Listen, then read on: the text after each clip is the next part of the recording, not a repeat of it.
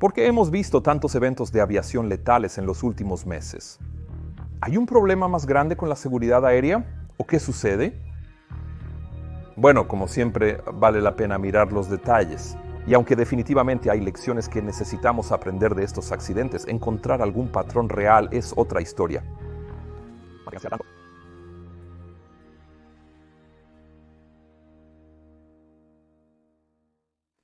El final de 2024 y el comienzo de 2025 han sido extremadamente difíciles para la industria de la aviación. La cadena de terribles noticias comenzó con el vuelo 8243 de Azerbaijan Airlines, que se estrelló mientras su tripulación intentaba un aterrizaje de emergencia en Aktau, en Kazajistán. Esto ocurrió el 25 de diciembre y desde entonces la Autoridad de Investigación de Kazajistán ha publicado un informe preliminar, por ahora solo disponible en ruso, confirmando algunos de los detalles que ya teníamos, así como proporcionándonos algunos nuevos. Como sabíamos desde el principio, los pilotos del avión habían enfrentado condiciones climáticas bastante difíciles, además de la falta de GPS para la navegación debido a interferencias y falsificaciones mientras volaban hacia su destino original de Grozny, Rusia. Tras 2 intentos fallidos de aterrizaje, consideraban un tercero, pero además de problemas con el GPS, algunas ayudas de navegación terrestres parecían no funcionar correctamente.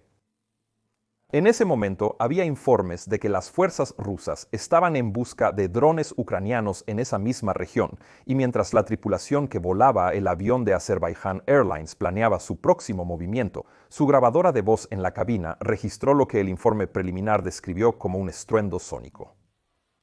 Poco después de ese primero, los 3 sistemas hidráulicos cayeron a 0 o casi 0 presión y las superficies de control primarias del avión se fijaron en una posición neutral donde permanecieron durante el resto del vuelo. Y si eso no fuera suficiente, la cabina del avión también se despresurizó. En la confusión, la tripulación no podía estar segura de lo que había sucedido con su avión. La tripulación de cabina informó a los pilotos que 2 asientos acababan de explotar, lo cual el piloto reportó posteriormente al control de tráfico aéreo junto con un posible impacto con aves. Luego solicitaron desviarse a otro lugar dentro de Rusia, incluyendo Mineralny Vody y Makhachkala, pero según el informe provisional, las condiciones meteorológicas en ambos aeropuertos alternativos estaban lejos de ser favorables. Los pilotos decidieron inicialmente regresar a su aeropuerto de origen en Bakú, antes de consultar sobre las condiciones meteorológicas en Aktau, Kazajistán. Y ese es el lugar al que finalmente la tripulación decidió desviarse. En ese momento ya habían informado a su control de tráfico que habían perdido todos sus controles primarios y solo podían volar el avión utilizando empuje diferencial en sus motores. Así que eso es lo que hicieron mientras cruzaban el mar Caspio hacia Aktau. La tripulación pudo bajar su tren de aterrizaje e incluso extender algunos flaps a medida que se acercaban a Aktau, pero obviamente todavía estaban luchando por el control. Y a las 06:27 con 58 segundos UTC, aproximadamente 1 hora y 15 minutos después de lo que ahora parece ser un ataque con misiles sobre Rusia, el Embraer E-190 finalmente impactó contra el suelo a unos 5 kilómetros de la pista más cercana en el aeropuerto de Aktau. De los 62 pasajeros y 5 tripulantes a bordo, 35 pasajeros y 3 tripulantes, incluyendo los 2 pilotos, fallecieron. Eventualmente examinaré este evento aún más de cerca cuando tengamos un informe final sobre él. Pero por ahora solo puedo decirles que me parece increíble que estos pilotos pudieran mantener esta aeronave averiada en el aire y bajo control durante tanto tiempo, y además de eso también lograron acercarla a un aeropuerto antes de perder el control. Probablemente salvó muchas vidas. De nuevo, recuerden que solo tenían empujes diferenciales de sus motores para trabajar y ahora sabemos que, además de la parte trasera del fuselaje, que probablemente fue golpeada por fragmentos de misiles, al menos uno de sus motores y alas asociadas también mostraba daños similares. Ahora, después de esa tragedia, solo 3 días después de hecho, un de Havilland Dash 8 de PAL Airlines, operando como el vuelo 2259 de Air Canada, sufrió un colapso del tren de aterrizaje al aterrizar en la pista 24 en Halifax, Canadá. El motor izquierdo y el ala izquierda terminaron tocando la pista, generando fuego y chispas durante el aterrizaje nocturno. Más tarde se descubriría que uno de los neumáticos se había reventado durante el despegue, pero ni la tripulación ni nadie en el aeropuerto de salida lo notó. El desequilibrio del neumático reventado causó una vibración que desbloqueó la pata del tren de aterrizaje al aterrizar. Afortunadamente, todos los 73 pasajeros y los 4 miembros de la tripulación de este vuelo pudieron evacuar el avión averiado sin reportar lesiones. Pero este evento todavía tuvo bastante exposición en la prensa y todos esperábamos que 2024 terminara sin más accidentes que ese. Pero lamentablemente eso no sucedería. Ya al día siguiente llegó una verdadera tragedia. El 29 de diciembre, el vuelo 2216 de Jeju Air aterrizó con su tren de aterrizaje retraído en la pista 19 en el aeropuerto de Muan, en Corea del Sur, antes de sobrepasar la pista a alta velocidad y golpear un terraplén de concreto. De los 175 pasajeros y 6 tripulantes, solo 2 miembros de la tripulación en la parte trasera del avión lograron sobrevivir al devastador accidente y a la posterior explosión violenta. De nuevo, esta es una historia de la que sabremos más cuando el informe final esté listo. Pero ya hay algunos malentendidos sobre algunos detalles clave aquí, por eso he decidido lanzar un raro video preliminar sobre esto en Mentor Pilot.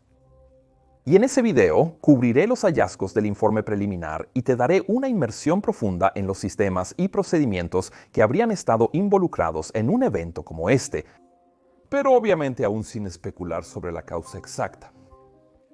Si este video ya se lanzó cuando lo estás viendo, puedes verlo aquí. Después de la tragedia en Corea del Sur ocurrió otro evento de alto perfil, que afortunadamente no cobró ninguna vida, pero sí destruyó la aeronave que estuvo involucrada. Esto le sucedió al vuelo 391 de Air Busan en Corea del Sur nuevamente, que había sido planeado para operar hacia Hong Kong el 28 de enero de este año. Este vuelo estaba siendo retrocedido para la salida cuando un incendio comenzó repentinamente cerca de la parte trasera de la cabina de pasajeros, inicialmente por razones desconocidas. El retroceso se detuvo de inmediato y el humo y fuego persistentes llevaron a la tripulación a evacuar el avión usando los toboganes de emergencia. Todos salieron a salvo, pero hubo 4 lesiones causadas por la evacuación misma, lo cual siempre es una posibilidad cuando tomamos la decisión de evacuar. Ahora, desafortunadamente para el pobre Airbus, los bomberos del aeropuerto no pudieron controlar el fuego hasta 1 hora y 15 minutos después de que comenzó, momento en el cual el avión ya estaba completamente destruido. Esa investigación aún está en curso, pero obtuvimos una pista interesante sobre su probable causa unos días después, cuando Air Busan anunció que ya no se permitiría a sus pasajeros colocar baterías externas en ningún equipaje almacenado en los compartimentos superiores. Ahora, ya he hecho un video sobre las baterías de litio y los muchos problemas que pueden causar a bordo. Por lo general, no se permite almacenar baterías en la bodega de carga, a menos que sean muy pequeñas.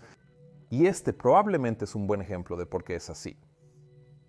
Pero debe decirse que algunas aerolíneas también hacen lo que Air Busan acaba de anunciar, porque acceder a dichas baterías rápidamente cuando están empacadas entre bolsas y maletas en los compartimentos superiores puede ser complicado. Entonces no podemos afirmar con certeza que esto fue la causa real. Pero eso, lamentablemente, no fue el final de los horrores de estas últimas semanas y cubriré eso en un momento, pero primero quiero compartir algo bastante importante contigo. Espero que hayas notado que mi equipo y yo hemos estado intentando aumentar la producción y responder más rápido cuando suceden cosas en el mundo de la aviación últimamente. Solo un día después del accidente de Air Busan ocurrió el mayor desastre aéreo que ha golpeado a los Estados Unidos en más de una década. El 29 de enero, la tripulación de un CRJ-700 de PSA Airlines estaba operando el vuelo 5342 de American Airlines desde Wichita, Kansas, hasta el Aeropuerto Nacional de Washington, en los Estados Unidos. Las transcripciones de la grabadora de voz de cabina revelan que los pilotos planeaban aterrizar en la pista 01 usando una aproximación por sistema de aterrizaje por instrumentos, pero el plan cambió cuando el controlador les autorizó una aproximación visual a esa misma pista. Entonces, un enfoque distinto, posiblemente más preciso, pero en la misma dirección. Cuando la tripulación del CRJ contactó al controlador de la torre, se les preguntó si podían aceptar un circuito para aterrizar en la pista 33 en su lugar.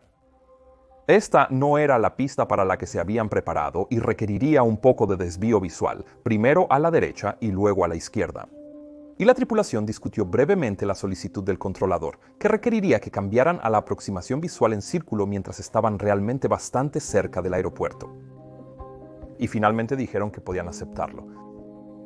Simultáneamente, un helicóptero Sikorsky UH-60 Black Hawk del Ejército de los Estados Unidos, con el indicativo PAD-25, realizaba un vuelo de entrenamiento hacia el sur por el río Potomac.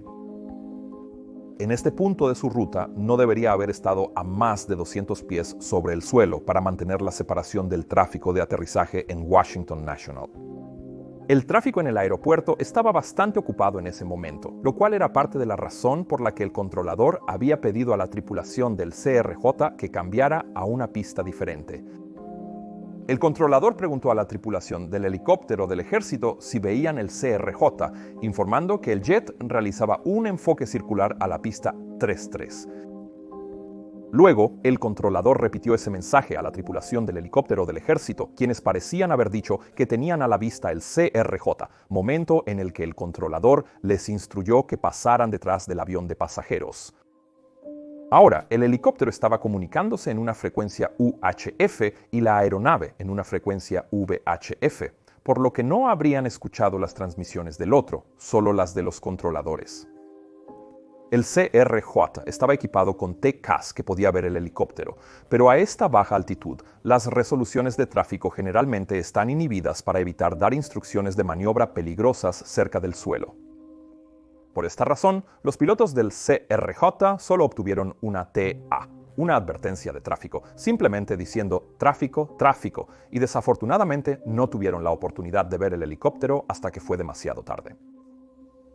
Según la NTSB, los pilotos solo tuvieron tiempo de aumentar ligeramente el ángulo de ascenso antes de impactar con el helicóptero a una altitud de aproximadamente 325 pies, con un margen de error de más o menos 25 pies.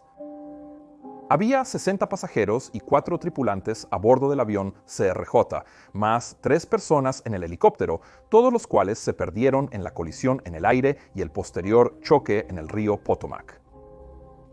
Este fue el primer accidente de un avión de pasajeros registrado en Estados Unidos en suelo estadounidense desde el accidente de Colgan Air en 2009.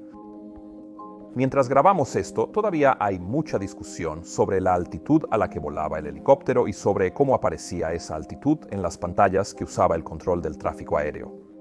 Hay varios otros factores que podrían haber influido, como la carga de trabajo de los controladores aéreos, el posible uso de gafas de visión nocturna por parte de la tripulación del helicóptero y muchas otras cosas. Ahora, estoy seguro de que el informe final sobre este desastre tendrá efectos de gran alcance para la aviación en los Estados Unidos y más allá también, y obviamente lo cubriré en Mentor Pilot cuando finalmente se publique el informe final, probablemente dentro de un año o incluso más a partir de ahora. Pero incluso esto no fue el final de los horrores. Solo 2 días después, continuó la corriente de trágicas noticias de aviación, esta vez con el accidente de un Learjet 55 en Filadelfia, Estados Unidos. Esta vez le ocurrió a una aeronave de evacuación médica que estaba regresando a sus 4 pasajeros, un médico, un paramédico, una paciente pediátrica y su madre a México. El vuelo, con 6 personas a bordo, incluyendo los 2 pilotos, partió de Filadelfia hacia el Internacional de Tijuana con una breve escala para cargar combustible en Springfield, Missouri. El vuelo MediService 056 despegó por la pista 24 ascendiendo rápido antes de entrar en una capa de nubes a unos 600 pies sobre el nivel suelo. Pero luego, por razones desconocidas, el rápido ascenso cambió muy rápidamente a un descenso muy rápido en su lugar. Con más de 11.000 pies por minuto, la aeronave alcanzó una velocidad en tierra de 245 nudos antes de finalmente impactar el suelo y además de los 6 ocupantes, otra persona en el suelo también murió y al menos 19 personas más resultaron heridas en el accidente. El impacto fue extremadamente violento y creó un enorme cráter ya que la aeronave se desintegró completamente. Así que descubrir la causa final va a ser un trabajo duro para los investigadores, aunque las últimas noticias dicen que se ha recuperado la grabadora de voz de la cabina. Todos los eventos descritos ocurren en poco más de un mes. ¿Qué significa esto? ¿Hay algo que podamos inferir de ellos? Bueno, un grupo de accidentes como este, por trágicos que sean, también son un ejemplo de por qué nunca deberíamos especular sobre las causas antes de tener todos los hechos. Buscar patrones familiares en los eventos que nos rodean es parte de la naturaleza humana. Es cómo justificamos y entendemos nuestro entorno, y a primera vista una lista de accidentes como esta por sí sola puede hacer que las personas que son pasajeros nerviosos se pongan extra nerviosos porque obviamente parece que algo está sucediendo. ¿Pero realmente hay algún patrón aquí? Una historia involucra a una tripulación hábil que logró mantener su jet bajo control durante más de una hora después de que al menos un misil antiaéreo les hubiera disparado, dejándolos sin ningún control de vuelo primario. Volar sobre zonas de guerra activas es peligroso, así que eso no es algo nuevo. La segunda historia involucró un neumático reventado que pasó desapercibido, lo que causó más daños al avión, gastos y drama, pero sin fatalidades ni siquiera lesiones. Y el siguiente, el accidente aéreo de Jeju, ciertamente plantea muchas preguntas sobre ciertos sistemas de aeronaves e incluso sobre el diseño de aeropuertos, pero realmente no comparte ninguna característica con los otros accidentes. Lo mismo ocurre con el otro evento surcoreano que involucra el incendio del avión de Air Busan, aunque probablemente sea un recordatorio importante de que necesitamos tomar en serio las baterías de litio. La colisión en el aire de Washington National, como el accidente aéreo de Jeju, es muy importante por sí solo. Y temas como la congestión en los aeropuertos o la cantidad de personal en el control de tráfico aéreo ya están siendo objeto de debate como resultado. Pero de nuevo, hay poco o nada que conecte este evento con los demás. Lo mismo pasa con el accidente del Learjet de evacuación médica en Filadelfia. Ahora, quiero ser absolutamente claro aquí, no estoy menospreciando ni desestimando ninguno de estos eventos de ninguna manera. Pero incluso cuando se trata de problemas que parecen evidentes y que ya hemos mencionado antes, como la congestión o la escasez de personal en los controles de tráfico aéreo en muchos aeropuertos de Estados Unidos, debemos separar claramente los hechos de las especulaciones y evitar sacar conclusiones apresuradas. Verás, usar el sentido común en casos como este rara vez funciona. Para entender mejor por qué es así y por qué es tan importante, deberíamos considerar los dos accidentes del Boeing 737 MAX que ocurrieron en 2018 y 2019. Después del primer accidente, muchos en la industria asumieron que la tragedia fue causada principalmente por un error del piloto. Lo sé porque yo era uno de ellos que asumió exactamente eso. Ahora, sin decirlo explícitamente, Boeing entonces insinuó que el problema con el MCAS realmente no era un problema y que las instrucciones existentes sobre cómo lidiar con el estabilizador descontrolado era todo lo que nosotros, los pilotos, necesitábamos para manejarlo.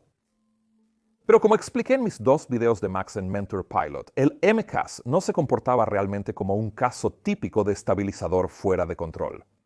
Por lo tanto, simplemente no fue tan fácil lidiar con este nuevo sistema como nos habían hecho creer. Pero todos aún pensaban en un error del piloto después del primer accidente. Esa actitud obviamente cambió rápidamente después del segundo accidente, el vuelo 302 de Ethiopian Airlines, y toda la industria de la aviación finalmente aprendió sus duras lecciones. Pero para entonces ya se habían perdido otras 157 vidas. Ahora, sé que puedo parecer un poco repetitivo cuando digo esto, pero cada incidente y accidente que ocurre realmente hace que el próximo vuelo en el que vayas a estar sea un poco más seguro. Pero eso solo es cierto siempre y cuando aprendamos las lecciones correctas de ellos y no saquemos conclusiones precipitadas o intentemos encontrar patrones donde realmente no los hay. Hice otro video recientemente donde resalté un problema potencialmente grave con los motores utilizados en el Boeing 737 MAX, así como en varios otros aviones modernos, y ese es un problema que podría causar eventos peligrosos de humo en caso de un choque con un pájaro. Pero donde las autoridades, en mi opinión, no parecen estar actuando tan rápido como deberían o incluso en absoluto. Hacer un video así podría parecer contradictorio con mi punto anterior sobre no dar consejos, hasta que se conozcan todos los hechos o estén sobre la mesa. Pero eso es precisamente mi punto aquí. Necesitamos aprender de los incidentes y accidentes antes de que haya una pérdida de vidas, y esa es una de las razones por las que estoy haciendo estos videos. Pero para que eso suceda, necesitamos asegurarnos de que estamos aprendiendo las lecciones correctas sin distraernos con teorías que terminan siendo aceptadas como hechos en el ciclo de noticias, incluso después de que los investigadores las hayan demostrado incorrectas. Esto no implica que los reguladores no deban actuar con celeridad tras un desastre si hayan algo relevante. En el caso de la colisión en el aire en Reagan Washington National, la FAA ha cerrado ahora las rutas de helicópteros e impuesto otras restricciones de seguridad que ayudarán a mantener separados los aviones y los helicópteros. Pero esas acciones fueron bastante obvias. No sabemos si esas medidas terminarán siendo permanentes o no. Eso dependerá de las conclusiones de la investigación. Pero este accidente también ha sacado a relucir muchas otras instancias donde la FAA ha sido demasiado lenta para implementar las recomendaciones de la NTSB. Algo que todos ahora esperamos que cambie. Finalmente, en cuanto a nosotros, tú, yo y el público que viaja, también necesitamos estar alerta ante otras reacciones y respuestas impulsivas cuando suceden cosas como esta. Después de uno o más de estos tipos de accidentes graves, tendemos a ver mucha publicidad en torno a eventos más pequeños, aún importantes pero mucho menos peligrosos, que apenas se habrían registrado en las noticias si hubieran ocurrido 1 o 2 semanas antes. Ahora, aunque definitivamente estos asustarán al público que viaja, ni esos ni los accidentes que acabo de explicar probablemente representan ninguna indicación de un cambio en cuán seguro es en general volar. La aviación continúa siendo uno de los medios de transporte más seguros que tenemos, y eso es precisamente porque estos accidentes resaltan tanto. Yo, mis colegas en la cabina, la tripulación, el control de tráfico aéreo, las autoridades de aviación y todos en la industria trabajamos arduamente para mantener la seguridad.